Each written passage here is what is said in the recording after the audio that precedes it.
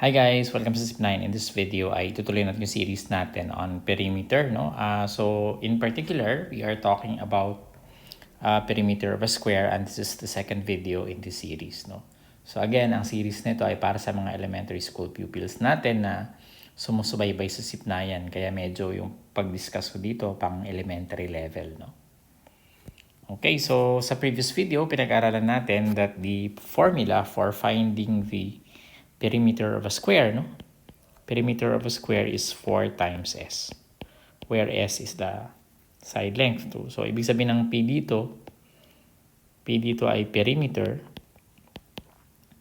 at yung ating S ay yung side length, no?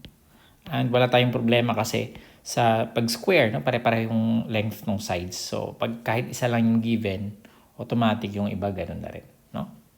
So, tignan natin yung question dito. Find the perimeter of square whose sides are, number 1, 7 centimeters. Okay, so number 1, gagamitin lang natin yung formula. So, perimeter is equal to 7 centimeters. Pero ang formula is 4 times 7. And of course, ang unit natin ay centimeters. And syempre yung ating perimeter ay 4 times 7. Ano ang 4 times 7? That's 28 centimeters. Okay, so number 2, ang perimeter natin ay, o ang side natin ay 15 meters. So perimeter is 4 times S. Nakalimutan ko yung formula dito sa una. So pwede nyong ilagay yung formula, no, sa inyong solution. So perimeter is equal to 4 times S. At dito sa number 2, ang S natin ay, ano ang side length natin sa number 2? 15. 15 meters. Which means that P is equal to, ano ang 4 times 15? Dalawang 15, 30, di ba? Dalawang 30, 60. So this is 60 meters. Number 3, we have 6 3/4 kilometers. So our side length is 6 3/4 kilometers. Ako, ito na yung fraction. No? So kaya ako nagbibigay ng fraction na example kasi syempre may encounter nyo rin yan sa mga problems. No? So ano ang 4 times 6 3/4? 4 times 6 3/4. So maraming paraan yan, no?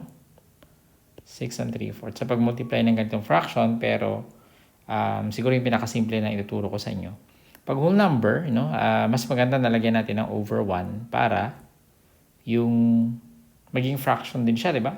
Para meron siyang denominator. And then we multiply yung 6 3/4, i-convert natin yan sa improper, no? So, paano tayo mag-convert sa improper? Minumultiply natin. Kung ano yung denominator niya, lagay na natin yung denominator para hindi tayo magkamali. Tapos, i-multiply natin yung, for the numerator, we multiply this 4 times 6.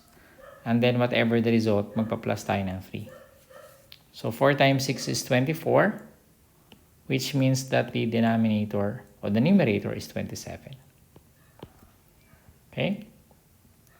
At tanong na ituro sa inyo pag nag-multiply kayo ng fraction.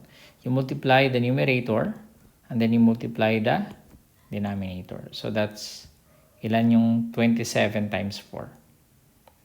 I-mental ko na lang pero syempre kukompute nyo yan. That is 68, di ba? So dalawang, tama ba? O mali ako, mali ata ako. Hindi ata 68.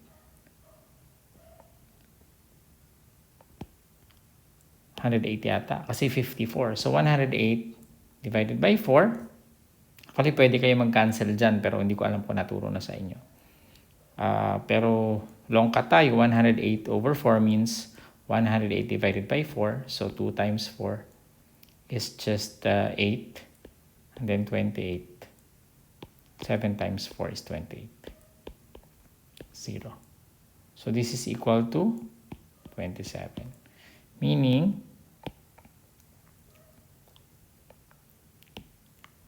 this is equal to 27. Perimeter is equal to 27 kilometers. Okay? Okay, so number 4, we have our last number, 8.6. So perimeter is equal to 8.6.